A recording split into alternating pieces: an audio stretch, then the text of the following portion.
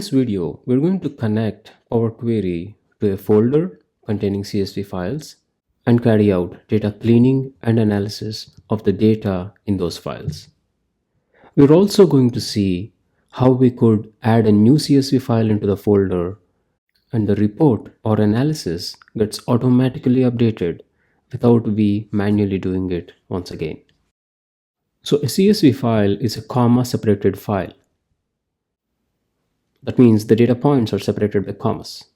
The CSV files which you are working on today were the sales data of a company for 2 years, 2022 and 2023.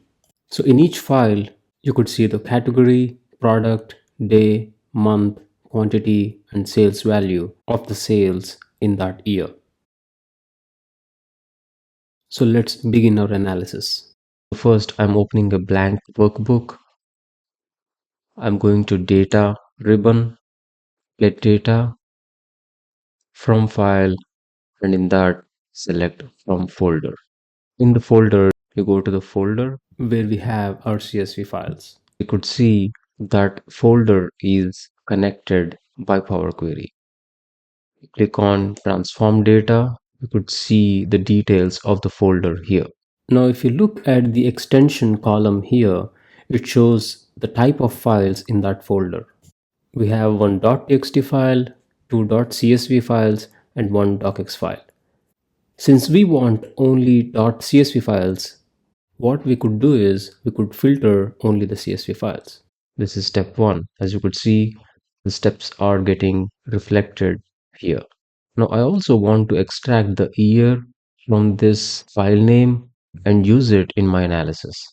That's because I have the day and month data in my CSV file, but I don't have the year.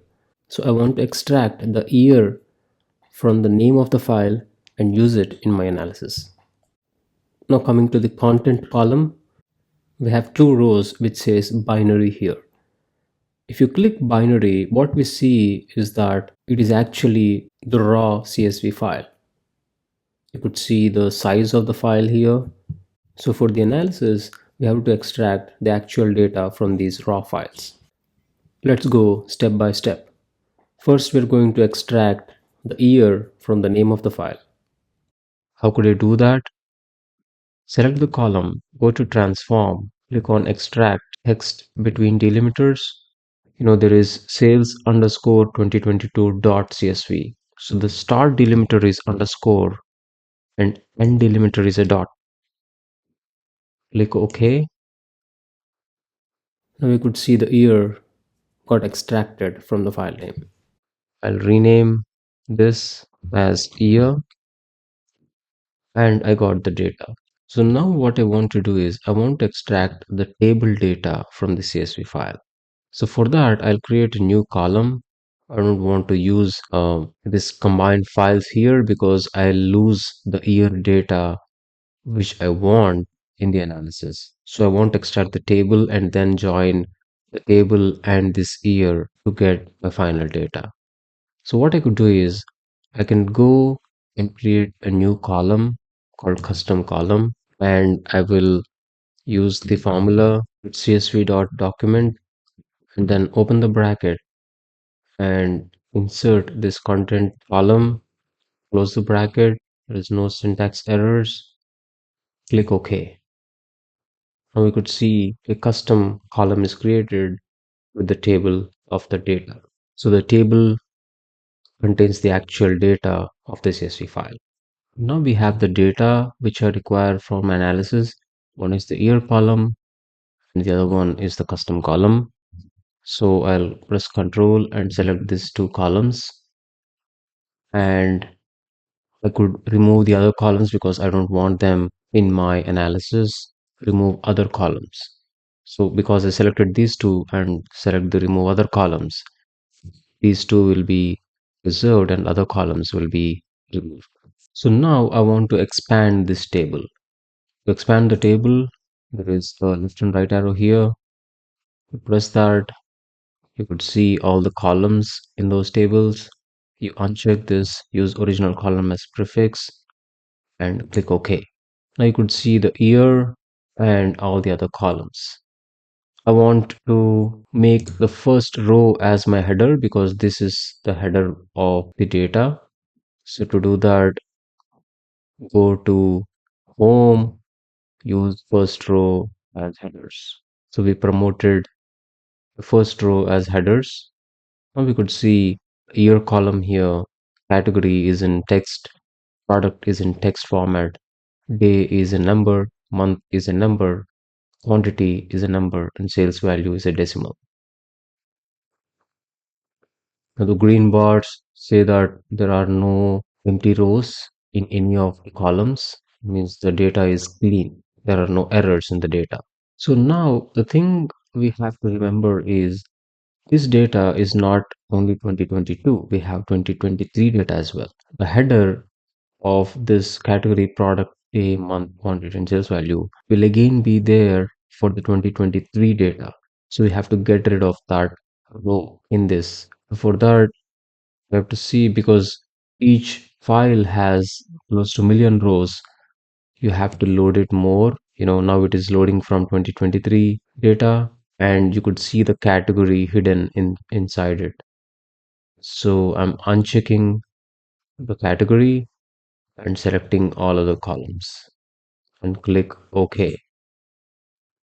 Now, once you click that category row, that same row contains the product, day, month, all the other values as well. So if I uncheck that, all those things will also be removed from the data. So now the data contains the 2023 and 2022 data only.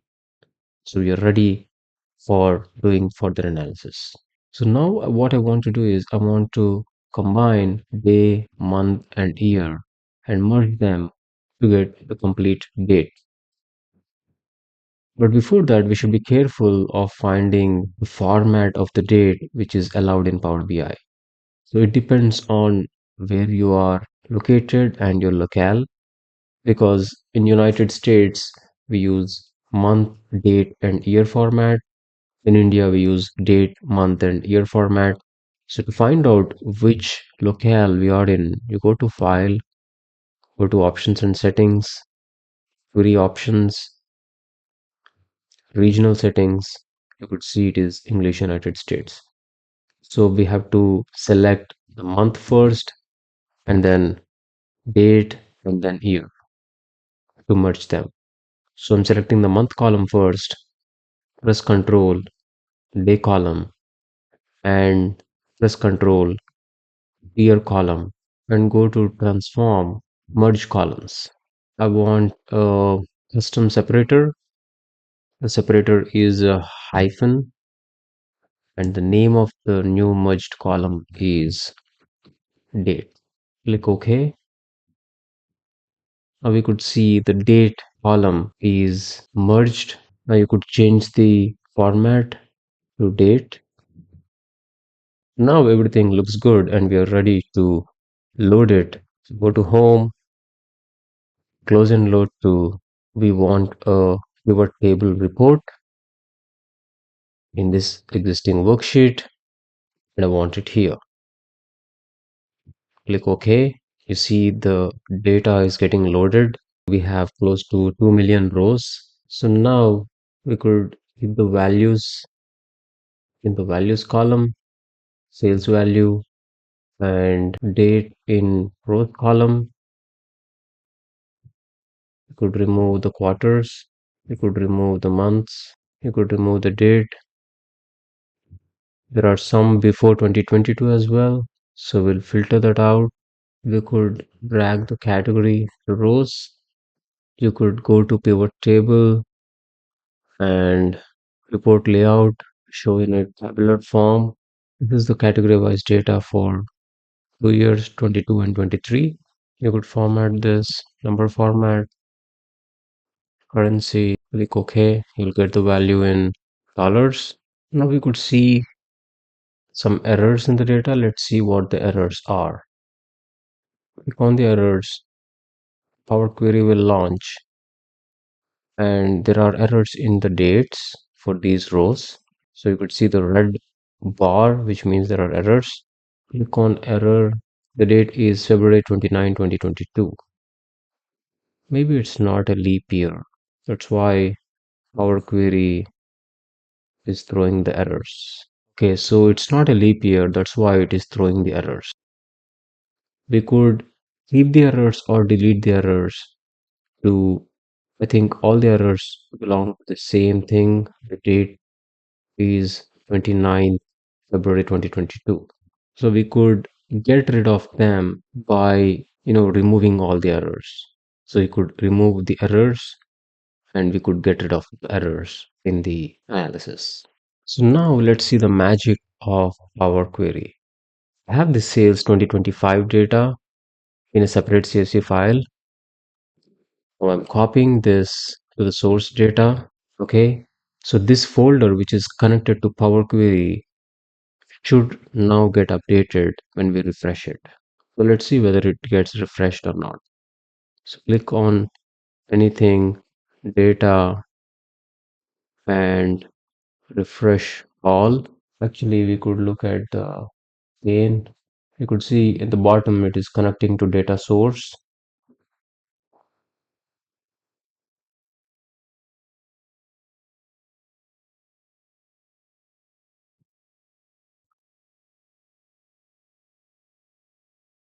We got 3 million rows instead of 2 million.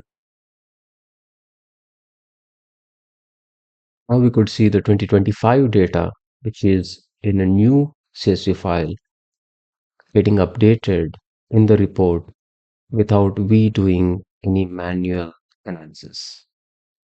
So that's how we could use Power Query to connect data to a folder and automate the process without manually doing it every time we update the folder. That's all for this video. Thank you for watching.